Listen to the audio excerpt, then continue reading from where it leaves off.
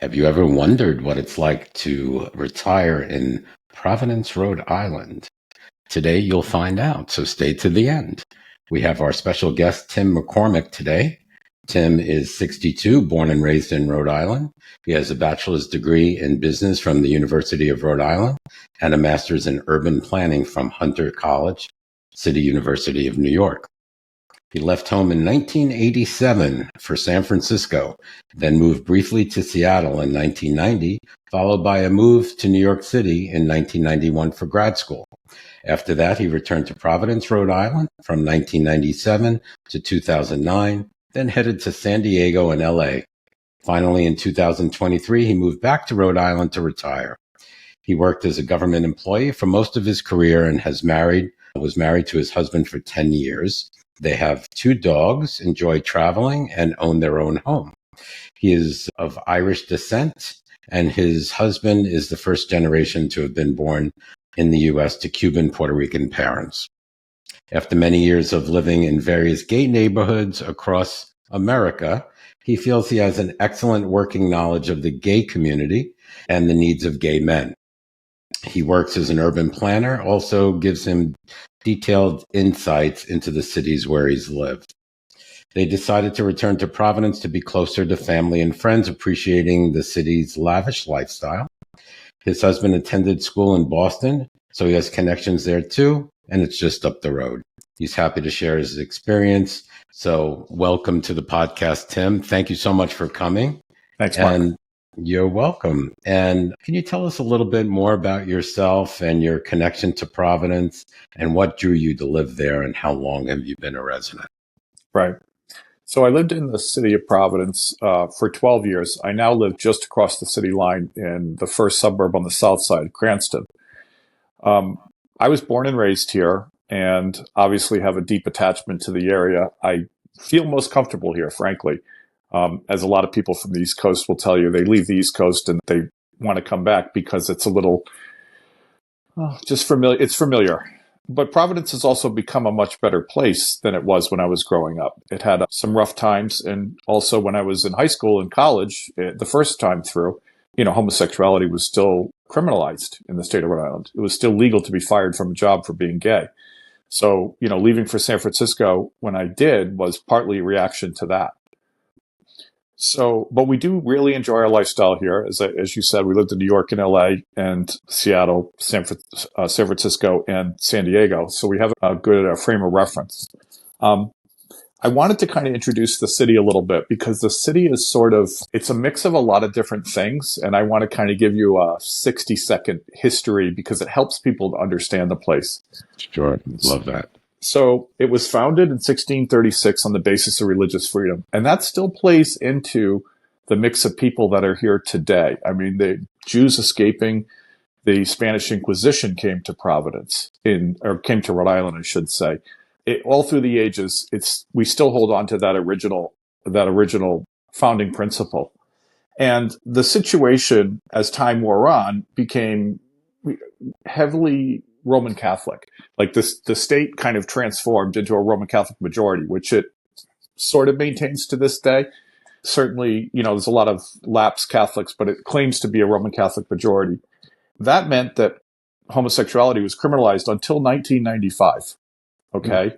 So what that means for people our age is you still meet guys who really never came out because in their formative years, they're out, but they never really had a conversation about it. It's a very interesting place in that way. Like you'll meet people who are older who, when they came of age, they couldn't come out. So they just it was don't ask, don't tell in society. In 2011, things moved quickly after 95, by the way. In 2011, they legalized civil unions. 2013, same-sex marriage. We were the 10th state in the union to legalize same-sex marriage. 2017, we banned conversion therapy. There's no legal censorship of LGBT topics, BTQ topics. Gender affirming care for minors and adults is legal. And there is non-binary gender recognition in state law. So that just gives you kind of an understanding of the legality of living here. A little bit about the city. It's 21 square miles, 190,000 people. Providence had a devastating hurricane in 1938. pretty much started the downslide. So if you came to Providence 30 years ago, you would have said it's a dump. And you would have been right. It was pretty rough. The population declined from 250,000 in 1940 to 156,000 in 1980. And that's when it started the turnaround. Yeah. Like almost, it's over a third was gone. And then in the 1980s and 90s, they started cleaning it up. And it's really cleaned up now a lot. They moved the rivers, they moved the railroads, and they moved the highways to open up downtown and deindustrialize. It had a lot of heavy, the railroad tracks right through the center of the city, and they don't anymore. Things like that. Really nice waterfront boulevards along the rivers, things like that were all opened up. And today there's, 190,000 people. So it's come up from 156 in 1980. It's rebuilding. And that's kind of about the city. The other thing I wanted to give you a little bit of an understanding of is diversity, because I think it's important for people who value diversity to see what they're coming to. Providence is 45% white, 16% black, 1% Native American, 6% Asian, 19% other, and then 14% multiracial. There's a lot of mixed families in Providence. Of the population, 42% are Hispanic and 58% are non-Hispanic. The biggest subgroup of that is Puerto Rican and a lot of Dominicans as well. So that's diversity for sure. Yeah. So it just gives you kind of like a read on the city. It's not this, people come here expecting to find one thing, which is old New England. And what they find is something actually quite different. It's pretty refreshing. Yeah, it is. It's a nice place to live for that reason. And I believe also they scored 100 in the HRC MEI Municipal Equality Index as well, for being so equal. Okay. And, so that's great. Thank you for that. Yeah. So tell us a little bit about Providence's climate and geography. How would you describe Providence climate and geography, and what are the seasons like, and how does it impact the daily life for retirees? I know they get 4 seasons. It's on the East Coast, but tell us a little bit about that. Well, it's funny because again, if you visited 30 years ago, it's not the same place. When I left here, we would get several snowstorms a year that were significant. And so when I came back, I hired a plow service, and they kind of didn't really understand exactly why I was calling from my neighborhood, because my neighborhood was so close to the salt water that it just never really accumulated. And it was kind of like moving away from Vermont and moving back to Maryland, because, 10 years later, climate change has really altered the foundation of the winters. In January, the average high temperature is 39. So that's a big difference. 3 or 4 degrees means that it's melting. Yeah, it's over 32. Yeah, and so really what happens in the winter is we get a little bit of snow. The average low in January at night is 26, so it does freeze at night. But during the day, it melts. And so the winters are what I would call mild by traditional New England standards. I will say, though, that transition between the nighttime and the daytime temperature means it's icy in the morning. I broke my elbow as a retiree by slipping on the ice first thing in the morning. So you do have to kind of be really super careful by the day and night transitions. Like you're out at night and it starts to drop and everything starts to get icy. So spring, average high 58, average low 43. Summer, average high 83. These are all for the city, by the way. And average low 69. And then in October, very nice. Yeah, the average high is 64 and the average low is 51 in October. 9, 9, or 10 days of rain a year, almost year round. It kind of rains about a third of the time. So that's statistics. So it's mild. Yeah, I remember I grew up in New York City, and when I was a kid, I remember these tremendous snowstorms, even into the 70s and 80s. Right. We had these 2-footers, these blizzards, and they're not there anymore. Right. It seems like, it's climate change has come and, left those behind, which I'm kind of glad about, you know. It's made it easier. Yeah. Compare it to New York City's temps. Do you know if it's I do know if it's a little colder or no, it's a little colder in winter. I do know because when I lived in New York City, I came to see my parents every 4th weekend for 6 years. And so I would leave New York and I would notice, what's the difference. And it was about 5 degrees in the winter. Okay. Colder in Rhode Island. Right. But the thing about the city of Providence is it's at the end of a large saltwater bay that extends 35 miles from the sea. And that carries warm water in it. So you get 20 miles away from the edge of the bay and the snow is a lot deeper. But because Providence is right on the edge of the bay, it's got this mild microclimate. That's the word I'm looking for. Got it. Yeah. Okay. So let's talk a little bit about climate change. I know we touched on it, but in recent years, would you say that also climate change has impacted Providence also? And what's the average snowfall that you think you get during the year? Last year, we probably got 6 inches all winter, and the plow never came. It just melts. Yeah, it just melted. Once in a while I would go out and shovel a little bit, an inch or so, but it really wasn't necessary because it just went away. But interestingly, because the hurricane in 1938 destroyed so much of the city, in 1961, they built a dike and a barrier to block the ocean from coming into the city, which many cities today probably wish they had. Providence has it. It has a giant gate. And when the hurricanes come, the gates close. It's 25 feet high. The western dike is 1,400 feet long. The eastern dike is 780 feet long. And the gate is 700 feet long. And it's just this huge dike on the edge of the city that blocks it from the ocean. It's 25 feet tall. And so it's insulated from massive storms, extreme weather, which is critical now because things have changed so much. Florida could have used that recently. Yeah. In the end, that's probably what New York City will have to do and what probably many places. I don't know in Florida if it's feasible, but there's so much lowland. But Providence is lucky to have hills. So they really only had to bridge the gap between the two hills along, where the water came up. I love dikes. They're a mixed bag. My high school girlfriend's a dyke. We talk all the time. The city has a goal of carbon neutral by 2050 and a Department of Sustainability. That's really that's really all I can say about climate change there is just it's affected the winters. It's also made the summers a little bit hotter, to be honest with you.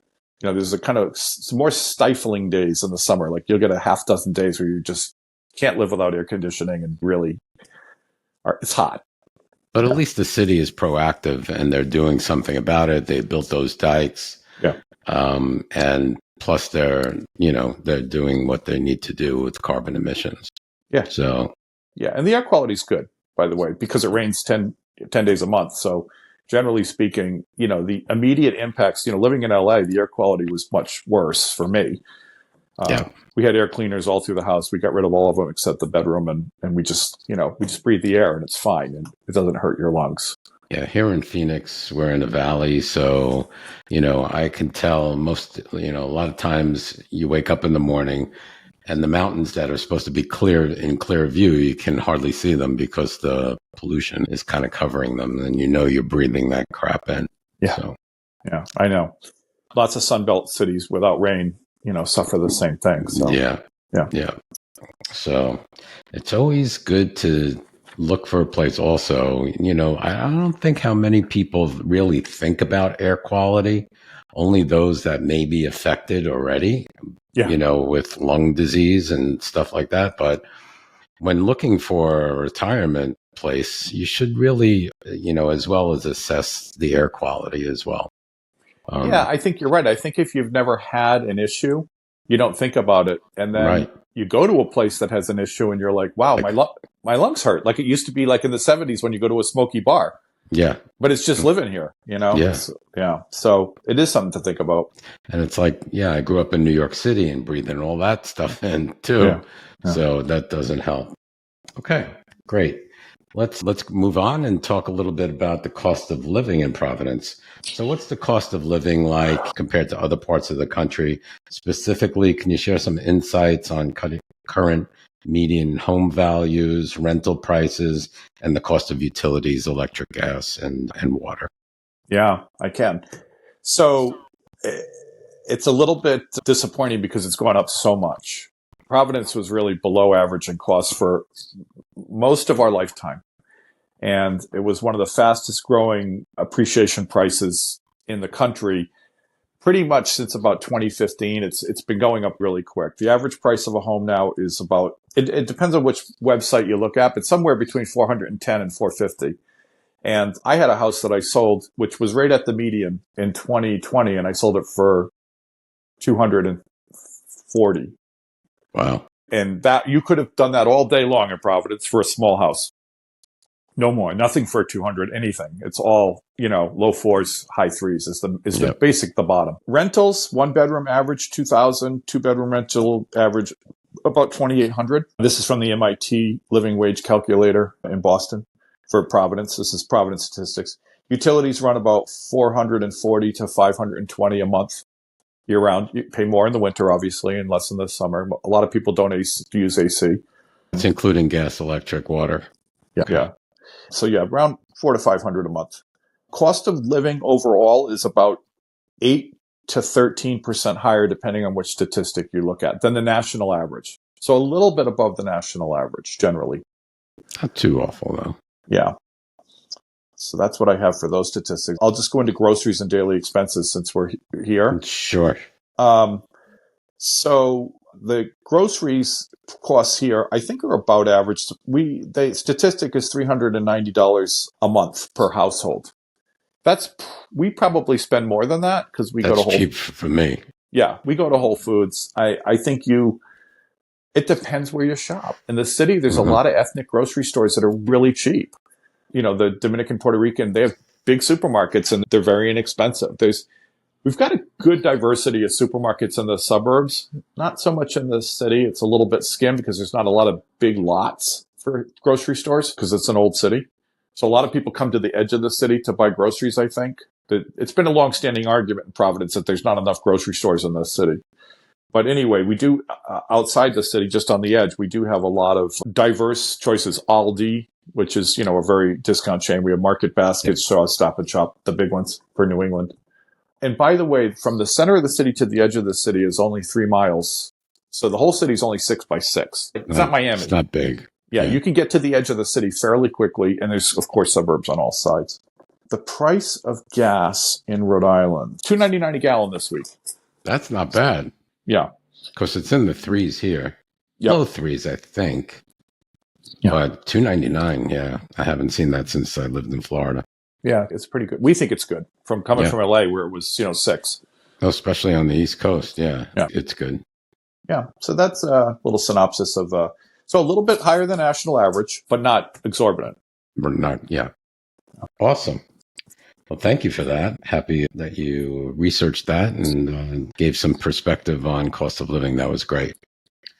How about, is Providence a walkable town, and what type of transportation do they have? Do they have a downtown? Kind of explain how it's all set up. Is it a grid or? Yeah, it's not a grid. It's a traditional East Coast radial city where, it has a very prominent center downtown, and all the main boulevards lead out like a bike tire, a bike wheel, the spokes, hub and spoke from downtown. It is very walkable. There's sidewalks everywhere in Providence. The problem is you don't have the diversity of retail that you want to have in established middle-class neighborhoods that have been there for 30, 40 years. So Providence had a lot of poverty in 1980. When the population started to regrow, much of the city was pretty derelict. When I moved to Providence in 1997, there were 25 abandoned houses within a quarter mile of my house.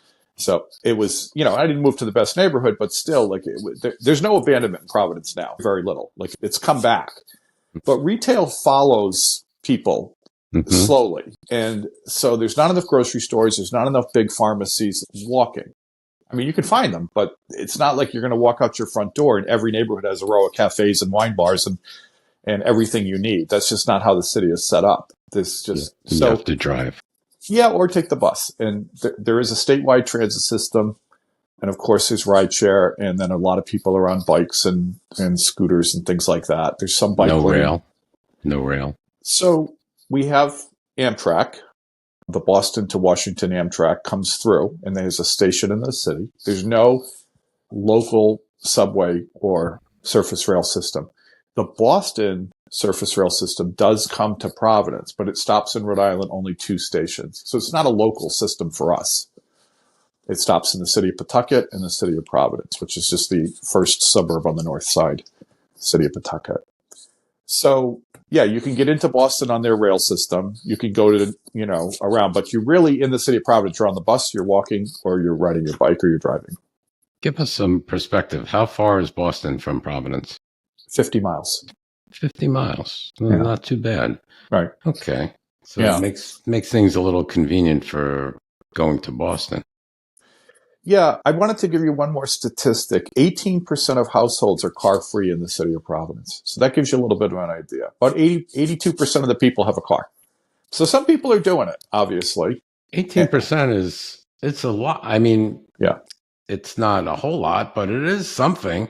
It's Yeah. like it must be people in the downtown core, I would think. And students. We have 8 universities in Providence. So a lot of the students are, not necessarily bringing a car. There's not a lot of room to build more parking in Providence unless it's garages. Like I said, it's cut up in little lots.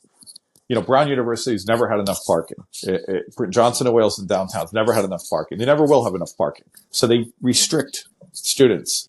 But that makes a lot of people walking. That's Right. the nice part. That actually gets people up and out and on the streets. So most people I know who can afford a car have a car. Yeah. And I'm equating it a little bit to Phoenix too. Yeah, I live in the Midtown area, so I could walk to a few places, a couple of restaurants, but not many. Right. Yeah, I could take a long walk to a pharmacy, to another pharmacy, but you need a car. Yeah. Pretty much. If you chose very carefully because of disability, you might be able to set yourself up. Yeah. Just the right spot. Yeah. If you just come here and move in somewhere, it's not going to work. Just walking. Yeah, I hear you. All right. Rolling right along. Let's talk about the gay community, the LGBTQ community. Can you tell us what it's like? Is it visible? Do they have gayborhoods? Is there any specific neighborhoods or events or venues that cater to the LGBTQ community? Yeah. So the exclusively gay bar, there's a lot of mixed places. And when I say mixed, I mean really mixed, like almost gay, strong gay flavor, not necessarily gay exclusive, but the exclusive gay bars are all in downtown Providence and they're all walkable. So if you want to call that a gayborhood, you could, but very few people live there who are gay. Like I don't know any gay people who live there. We go downtown, we go to the bars, we go home. Downtown as a living destination probably attracts a different group of people and more, I think actually more retirees. There's not a ton of housing downtown. There's some, but gay people, I don't think by and large are taking advantage of it. But is it any condos down there or? Yeah, there's some. It's mostly newer stuff. The housing downtown is mostly newer. It's not it wasn't a traditional place to live in downtown. Like in the 80s, nobody was living downtown except a couple of, derelict buildings. Now there's a few. But, when you go to see cities like Atlanta or Phoenix, where, the development is so robust, Providence built 550 housing units in 2023. That's like one building. Like there's not a lot, so it's mostly traditional wooden housing in the neighborhoods. Walk up 3-story apartment buildings or single family homes or side-by-side duplexes, things like that. That's where most people live. But anyway, the eight gay bars downtown, many mixed gay-friendly cafes, pubs, neighborhood bars. There's gay nights in straight bars. And you see that, like there's a thing called beers, not bears, beers and queers on Monday night. Yeah, Monday nights at a straight brewery, that happens. And then apparently at that, they advertise a lot of other things. So that's a way in.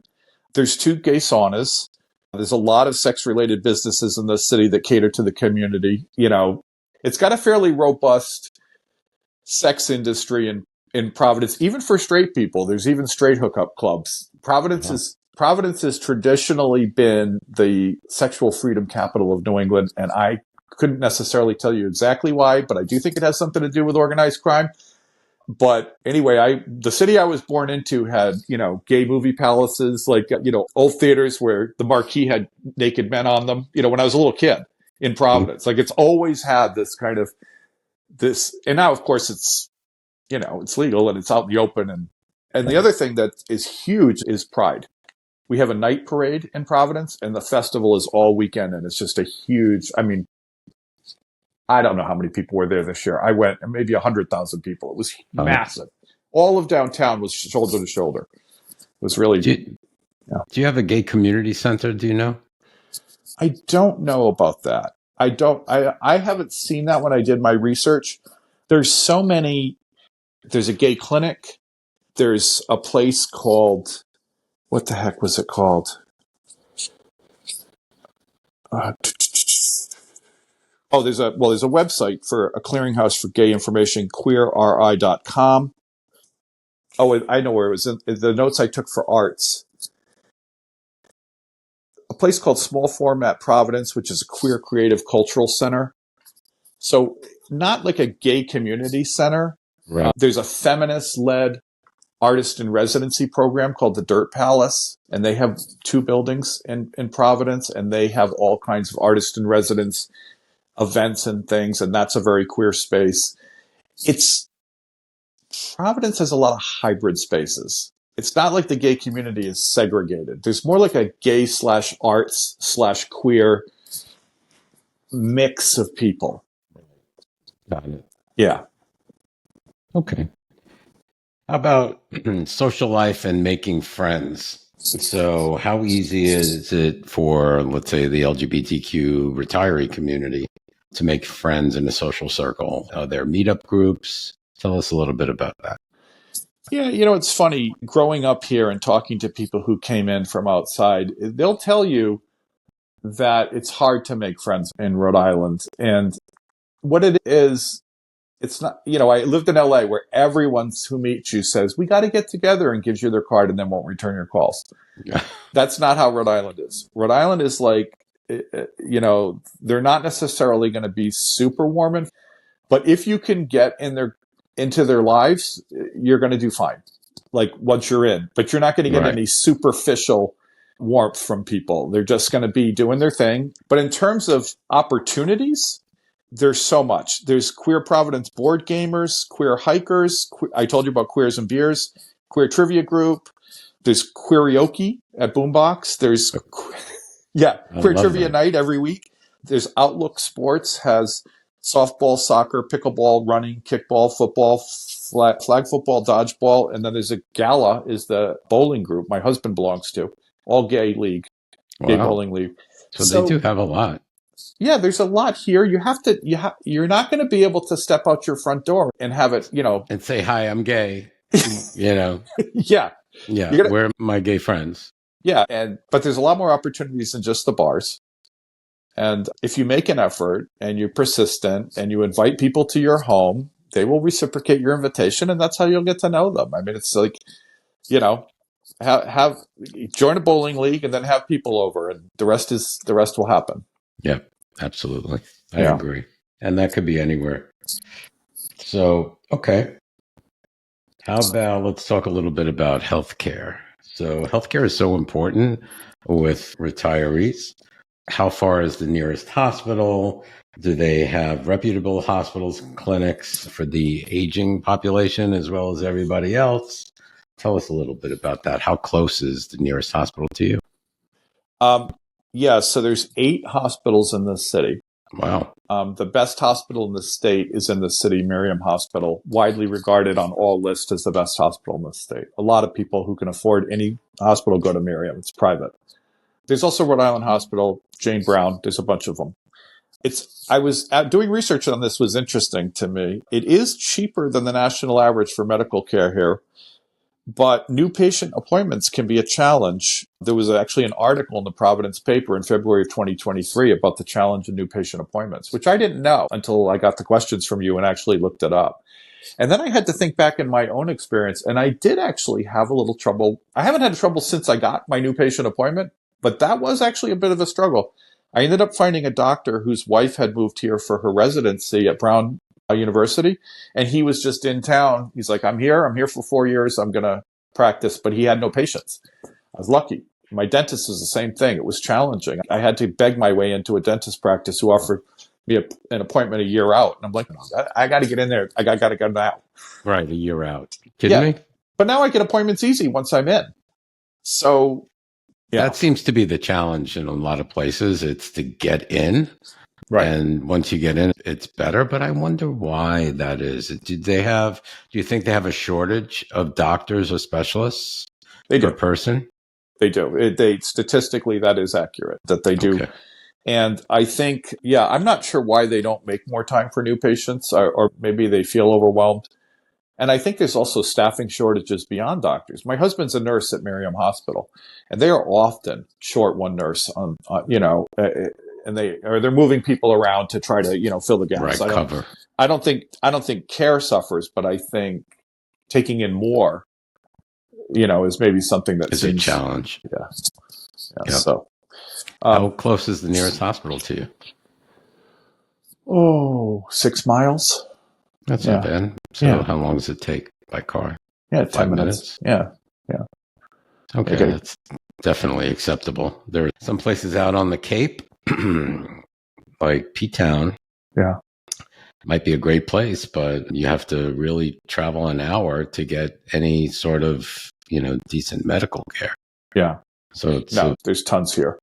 The other note I had here, and this came out in the article too, it's easier to see a physician's assistant or a nurse practitioner. If you're willing to go into a practice, the first thing they'll offer you is, are you willing to see a nurse practitioner or a physician's assistant instead of a doctor? And I do that for my dermatological care. I see a physician's assistant. I don't see a doctor. So sometimes I do, depending upon what the situation is, but I rather not. But sometimes you have no choice. Yeah. Okay. So the accessibility for healthcare is great. Time to see a doctor, not bad once you're in the system. And how about, do you know if they have any special LGBTQ facilities for healthcare? Is there anything special for like HIV and AIDS? Yeah, there's a clinic in downtown Providence called Open Door Health. And they're sliding scale. And my husband actually has been there. I haven't been in there. He thinks the care is great. I chose something else for myself. But and when I did some research, I saw a lot of stuff on gender affirming care too. But Open Door Health is very much geared to the gay community and their needs, and the lesbian community, the LGBTQ plus community. So you're going to find everything there. And Providence is very much of a network place. Mm-hmm. So you're going to go in one place, and what you can't get there, they're going to know exactly where to send you. Yeah. It's not like some cities where people don't know. Everybody knows everybody in each industry. Everybody's hyper aware of what else there is available. Things don't change that quickly. So they'll refer you to somebody. Yeah. The care is available. Do you know if there's specific, you said for the whole community, so I'm assuming they have trans care as well? Yeah, the gender affirming care. Yeah. I looked, I think it was on Queer RI. As I was going through different websites, I didn't mark them all down, partly because I thought it would be better for people to make that journey themselves. Mm-hmm. Maybe start at Open Door Health and ask for referrals, because you're looking on websites. I know Open Door Health personally is a reputable source of information, but these other websites, I hadn't had a way to vet them. Right. And I was like, I don't know who these people are. They could be backyard butchers. But I just didn't feel comfortable like noting things that I couldn't vet through like MIT, Brown University, some. Of course. Yeah. Or your own experience. Yeah. Okay. All righty. Arts and culture. Now, does Providence have their own arts and culture scene? Is it a vibrant art scene? Do they have theater, museums? What is that like? Or do you really have to go to Boston to get your fix? So you don't have to go to Boston. In fact, I would argue that there might be more, let's call it queer or kind of grassroots arts and culture is thriving in Providence. And that's largely because the Rhode Island School of Design is here. And, if you're into art schools, it's the second most famous in the country. And it's constantly producing artists. And they stay after college. And I mentioned the Dirt Palace before. There's a show at the Dirt Palace right now called Scandalous Conduct, a Fairy Extravaganza. And it's a gay guy in residence who's putting together a musical. And he's, I went on, I clicked on it. He's like raising money to, get this show going. And there's all kinds of stuff like that. There's several artist in residence art spaces. AS220 is probably the most famous one. They have all kinds of sort of art / drinking / they might have games. They might have other things going on at the same time. These kind of hybrid parties where it's art, it's music, it's fun, it's people, it's dancing, it's eating, it's everything. And it's all thrown together in a space. That's like fun. It is. And it can be anything. There's a restored fire station that's doing stuff like that. On the big theater stuff, we have 3 big theaters in this city. One is Veterans Memorial Auditorium. They'll do traveling shows, opera, things like that. We have Providence Performing Arts Center is a huge house. And they do, the traveling Les Miserables, Cats, Phantom of the Opera, all those shows come through. Big ones. Yeah, do that house. And it's a big house. It's a little bit bigger than I'd like. It's actually, I think it's like 5,000 seats. It's a huge, old 1920s, theater. But nice. It's big. There's a slightly smaller theater that does shows like Carole King or, that show is called Park Theater. And then there's the Trinity Repertory Company. So we have a repertory house, often get actors from New York come up and do a show. And that's they have a revolving cast. You see the same people in many of the shows, the background players. And that's Trinity. So between all of that, I mean, you have a lot. Yeah. Yeah. There's a lot here. In terms of information, I mentioned small format PVD, the Queer Creative Culture Space. There's artsnowrhodeisland.com. The city has an arts, culture, and tourism office that's really powerful and run by a gay man, as a matter of fact, who I know. GoProvidence.com is like the listing of activities. You probably have heard of WaterFire. Have you ever heard of WaterFire? So I don't think so. 25 years ago, for one night, this guy floated iron baskets in the river and put logs in them. And he dressed everyone in black cloaks. And they got into an outboard motorboat and they slowly putted up the river with big torches and lit these baskets on fire with speakers on the shore blasting, ethereal music. Well, nobody went home. Thousands of people just sat there on the riverbank all night until like 2:00 in the morning. And the next morning, people were like, it was the most magical thing I've ever seen. It was so beautiful. Oh. And it has been going strong for 25 years. They do usually 5 or 6 a year.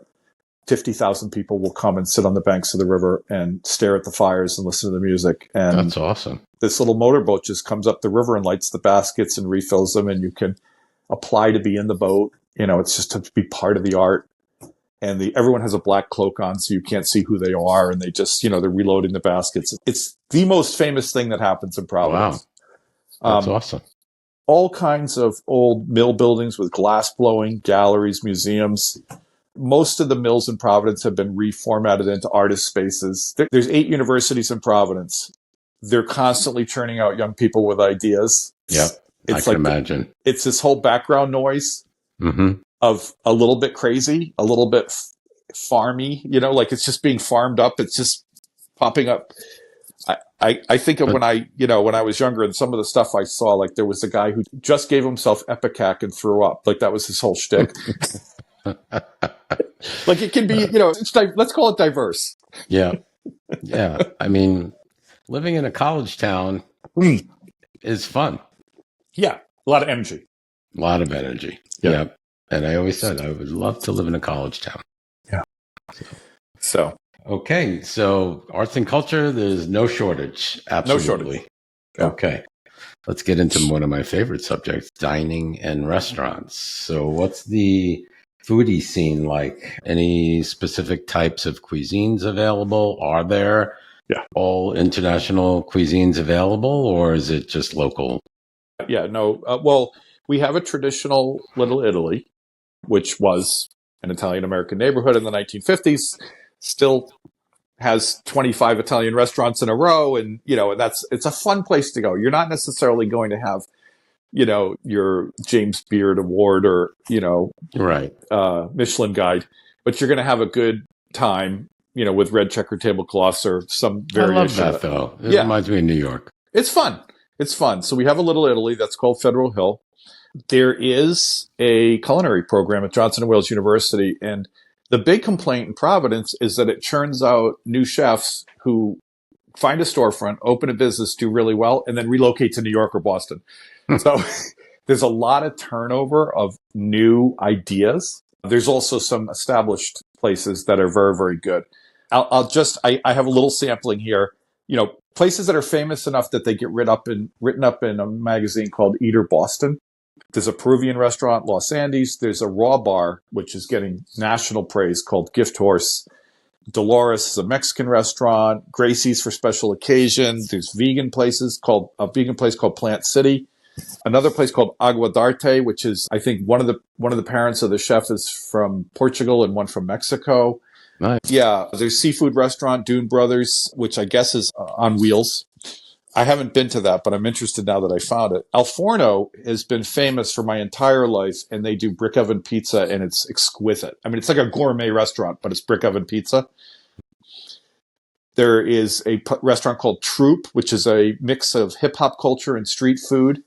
So it really is got a lot to offer. Yeah, a lot of different stuff. And again, the big complaint is some really cool stuff comes up and then relocates out, but some stuff stays.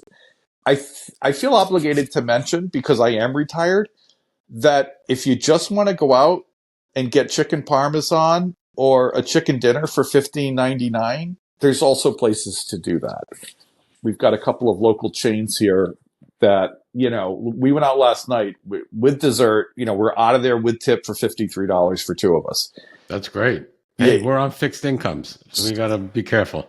Yeah, there's two local chains, Greg's and Cello's, and they're in the city. And I go to them, I'm at Greg's or Cello's once a week, because it's just a cheap night out and I don't have to worry about it. And it's not fancy and it's not fine dining, but it's always reliable. I like those places. They're kind of hard to find too, especially here in Phoenix. It seems like every time, you go to a decent place, that decent place is going to cost at least $150 for two. So, and that's happening everywhere. I mean, we've gone out. I sat in an empty restaurant the other night. We spent $125, and I'm like, why wouldn't you just cut the prices and fill the room? Right. Why? What is the point of this? That doesn't make sense. Yeah. You walk by some places, in different cities, you walk by and these places are empty. Yeah. And you wonder why. Yeah. Maybe on Saturday night they fill it, but on Thursdays, give a free glass of wine, do something, cut the price, but they just don't. When we were kids, they would, they'd have Tuesday night, they'd have 2 entrees and, they would have things. Right. It seems to have all died. But anyway, very diverse. And everything's here. Growing up in Brooklyn, we had this Chinese restaurant. We used to go. It was a 99-cent special. This was in the 70s. And that would be for lunch. So you'd get choice of any entree, your fried rice, your egg roll, the works for 99 cents. Yeah. Can't beat it. Yep. Those days are gone. Yeah. Okay. So a good choice of restaurants. Excellent. I wouldn't run out of restaurants if I moved there. No. No, because the one you like is probably closed. He moved to New York. Yeah. Yeah. So. Okay. Talk a little bit about crime and safety. So how safe is Providence for retirees? Could you provide some insights to the city's crime rate and which areas might be considered safe or less safe? Yeah. So good news and bad news. Bad news I would take the bad news first. I'll start the bad news.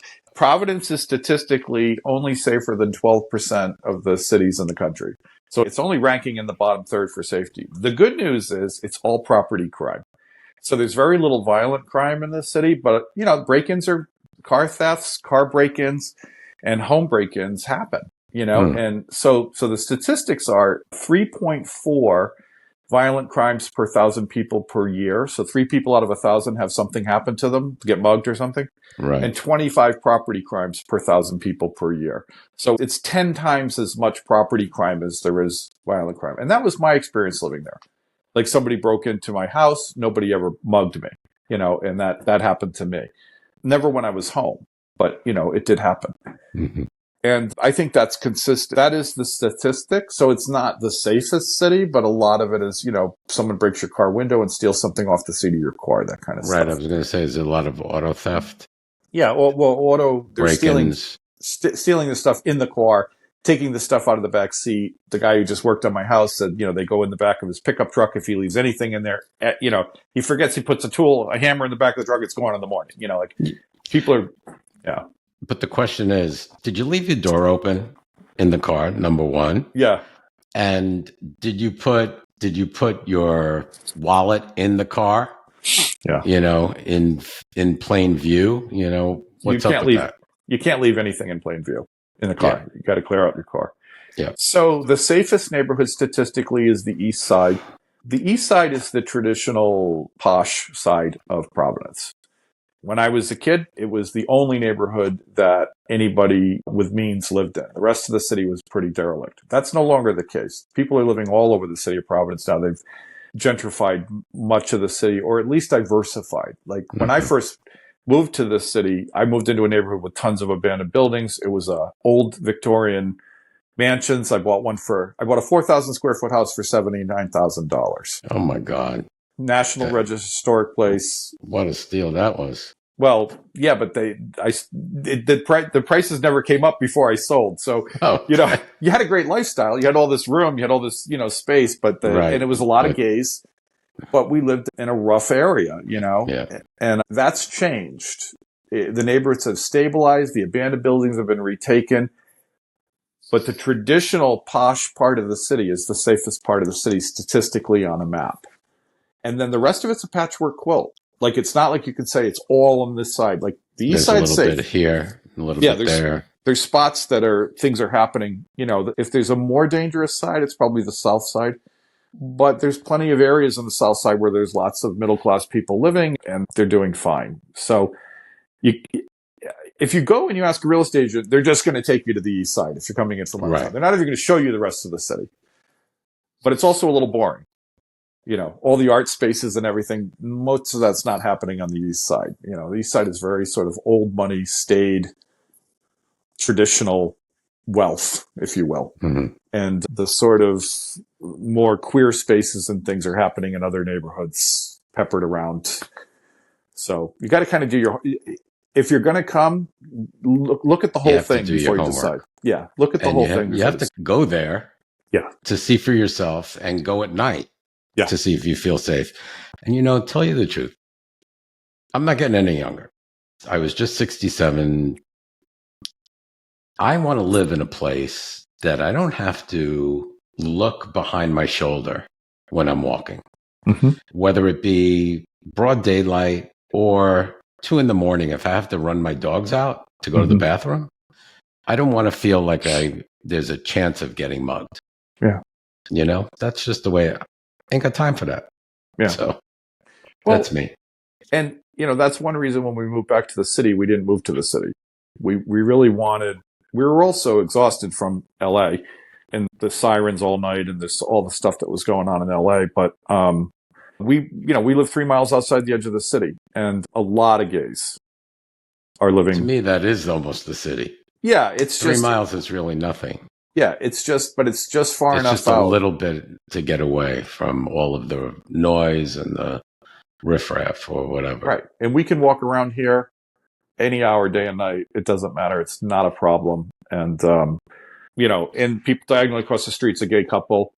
There's other gays here right in their immediate proximity. It's an older neighborhood. They love the mid-century modern houses in our neighborhood. All the gays buy up the mid-century moderns, and, it's fine. There's no issue. Like, nobody in our street raised an eyebrow when we moved in. We were a little bit curious, but yeah, that's good. Yeah, here too. It's pretty, when you live in the city, it's very diverse. Okay. So Yeah, the more you live in the city, the more accepting it is. Usually, if you go way out Right. in the rural areas, not so much. Yeah. So the first ring suburbs here are very as diverse as the city. Okay. Do you have any services for seniors and retirees specifically? So I looked it up.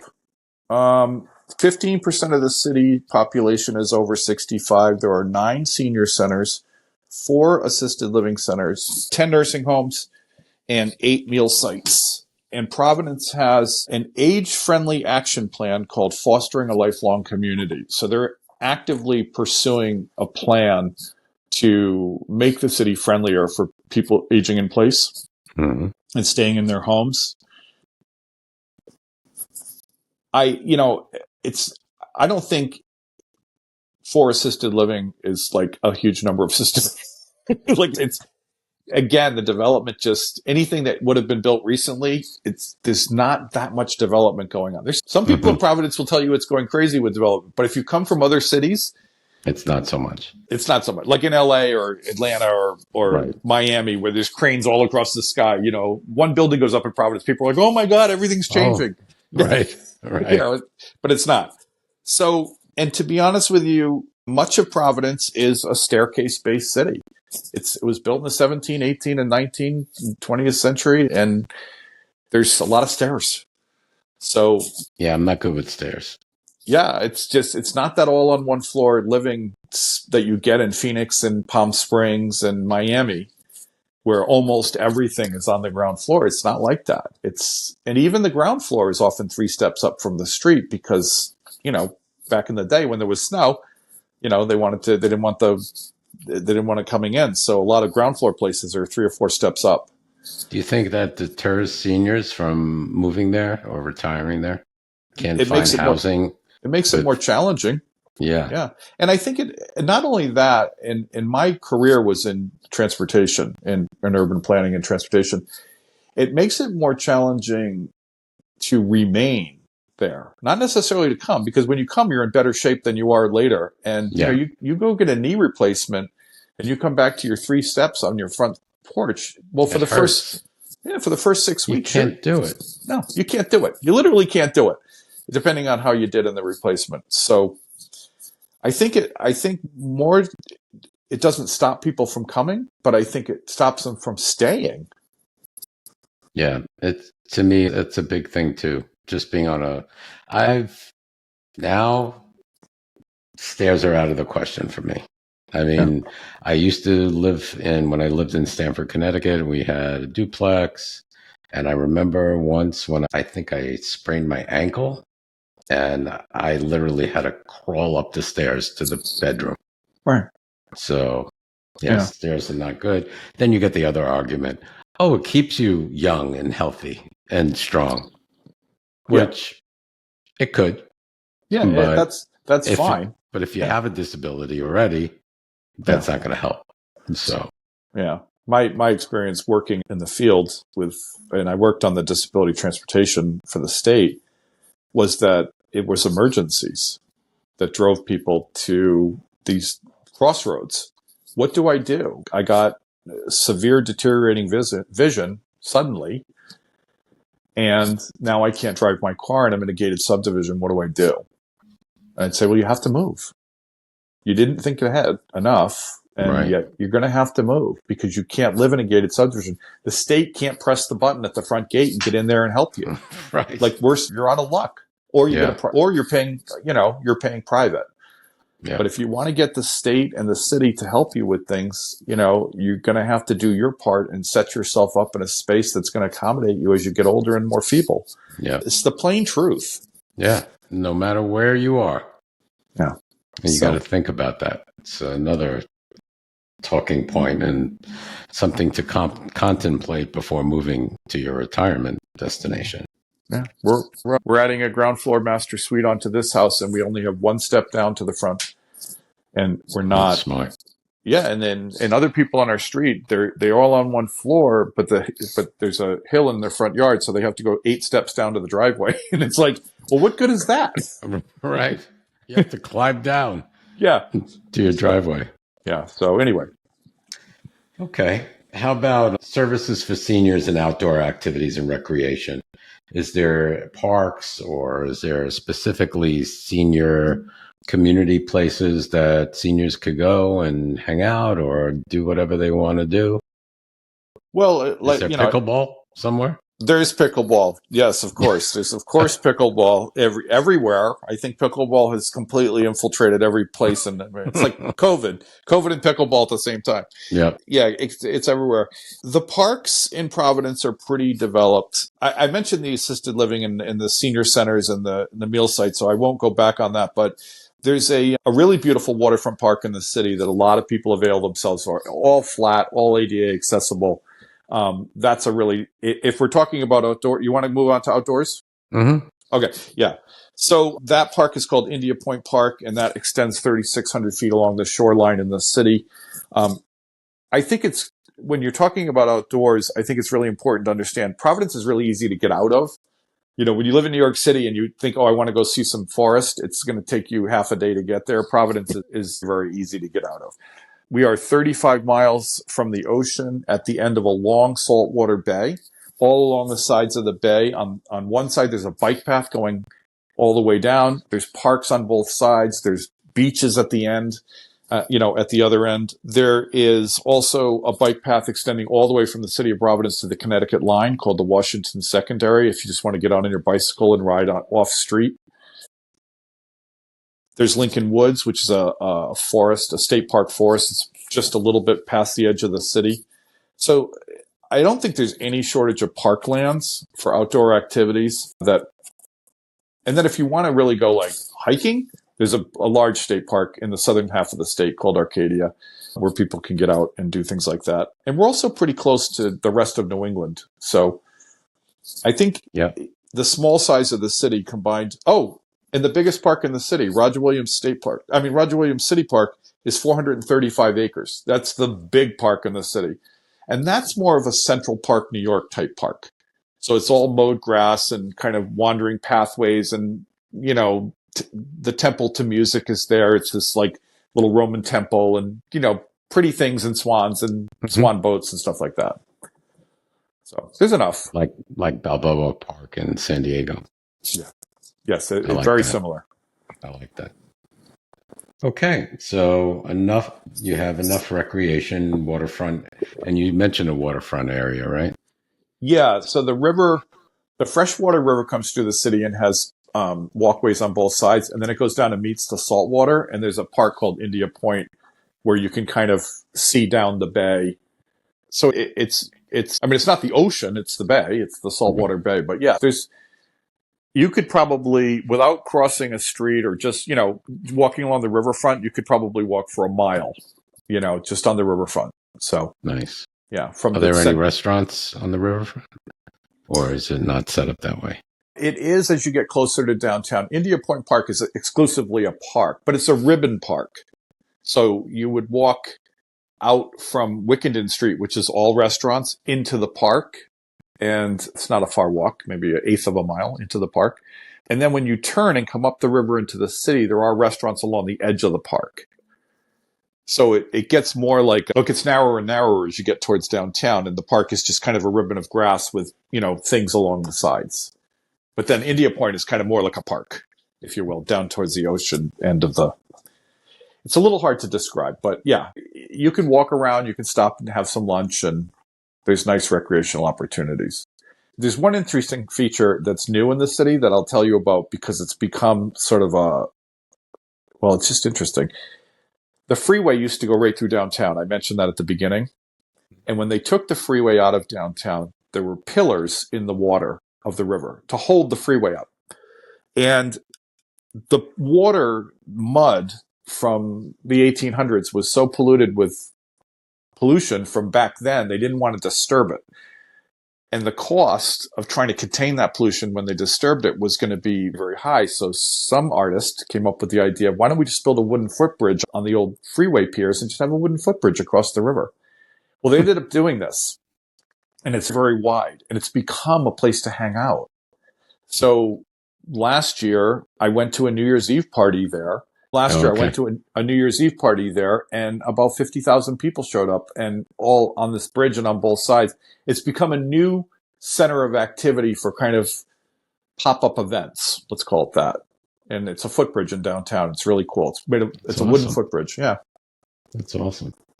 How about proximity to other cities and travel? Like, how close does Providence have an airport? Yeah.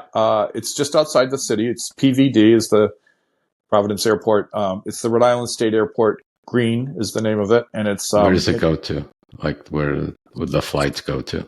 it's international. It's got a couple of international flights, direct flights to Florida in the winter. Atlanta, fly to Atlanta, fly to Denver. Most of the big hubs have, Mhm. I mean, you can't really fly direct everywhere. Like you Mhm. can't fly to LA, but you Right, can you fly have to to go to Atlanta and Boston. on. Yeah. Or New York. Nobody really goes to New York to go to the airport because Boston has as much as New York does in terms of that kind of connectivity. But if you want, like if I'm flying to LA from Providence, I fly to Atlanta first and then go on. So it's connecting. Right. Yeah. So it's not a hub for anybody. JetBlue, Delta, American, they're all out of there. It's a medium-sized airport. Is the proximity to other cities, is it closest to Boston, or what other cities are? Yep. An hour from Boston, 3.5 hours from New York City. Amtrak is very good back and forth, and the Massachusetts Bay Transit Authority train into Boston. Our local bus service here that's express is called Peter Pan. It's like kind of the Greyhound. And that goes back and forth to New York and Boston. We have Provincetown, Western Mass, lesbian community in Western Mass, in Northampton. Northampton. Mm. Yeah. Ogunquit is not far. There, and of course, P-Town. Mm. But, we go down to New York. You can go down to New York on an overnight. It's 3.5 hours on the train. Boston's Not too even bad. easier. Yeah. Boston for an evening, New York for an overnight. And then, of course, DC is just beyond, on the same track. So we're in that. The railroad track through Rhode Island is the busiest track in the country from Boston to Washington. The Amtrak. It's busy. Yeah. So there's a lot of activity, a lot of opportunity. Great.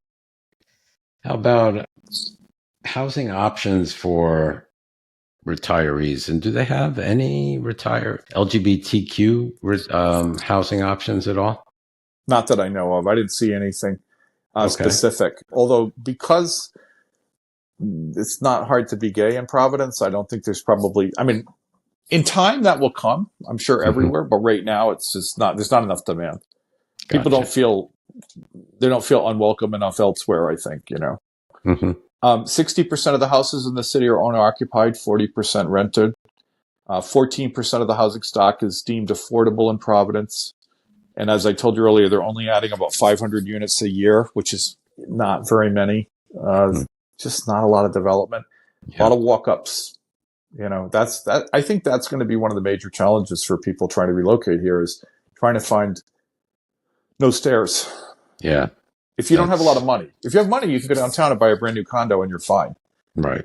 But if you're coming here that's going to cost you a fixed income, you're probably going to end up in one of the beautiful old Victorian wooden houses that you fall in love with, but you're going to have stairs. Yeah. How about taxes, financial considerations? How favorable is Providence when it comes to taxes for retirees? Does the state of Rhode Island have any tax breaks for seniors or offer in terms of income and property tax? How is that? Yeah, not great news on that score. No. Okay. They do. Rhode Island taxes Social Security and pensions. They do. The state sales tax is tied with two other states for the highest in the nation at 7%. The state income tax is 3.75 to 5.99, depending on your income. The only tax break we get for being a senior is on our real estate. We get most of the towns and cities in Rhode Island will freeze your taxes once you turn 65 at the rate, or even like my parents just didn't pay their real estate taxes and it comes out when you sell. So once you turn 65, some towns and cities in Rhode Island will let you not pay your real estate taxes, just comes out of the sale. Wow. Only for seniors. And like in my town, that's not the case, but they will discount them after my 65th birthday. But income tax, Social Security, pension tax, sales tax, all high. IRA and 401k withdrawals taxed. Yeah, everything. Okay. And that's not common. I think there's only 7 states that tax Social Security and pensions. Yeah. It's not a lot, but we're one of them. Now I remember, yeah, Rhode Island is one of them, which I was kind of surprised. And I don't know why they tax Social Security. I don't know why anybody would tax Social Security. But yeah, that's a bigger conversation. yeah. All right. At another time. Yeah. All right.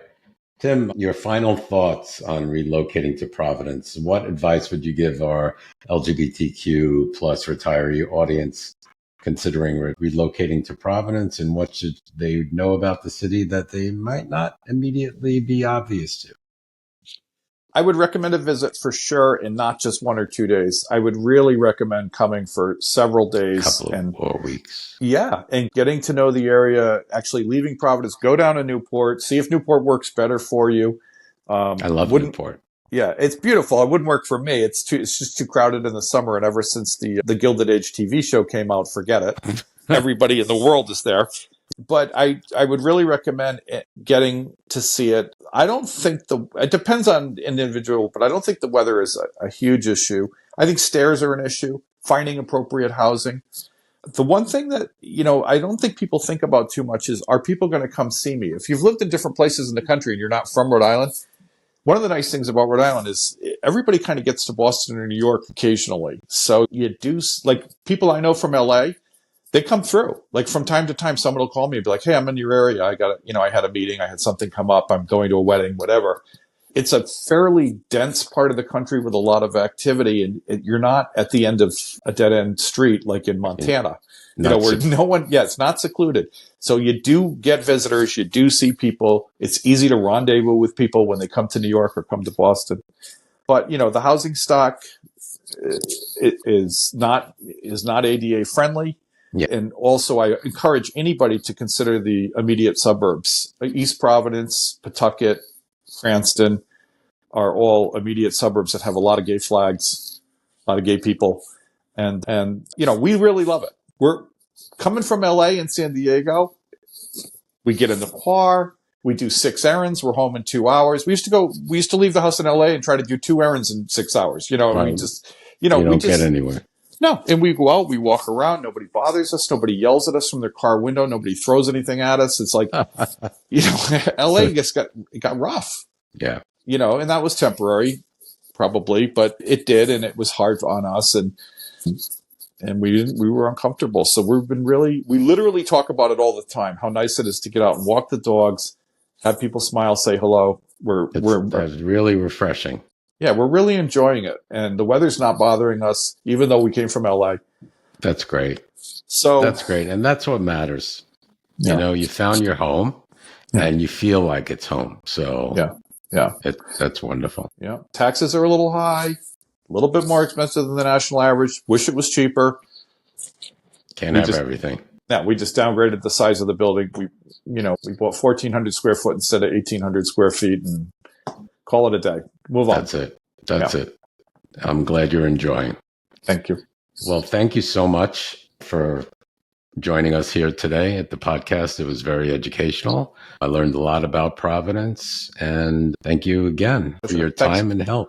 Thanks for the opportunity, and I hope it helps somebody, anybody. I'm sure it will. I appreciate the opportunity to share a little bit about this place and be a promoter, because it's a great place. So thank you. We do appreciate it. Tim, thank you so much, and we'll see you on the next one. All righty. Bye-bye. Bye.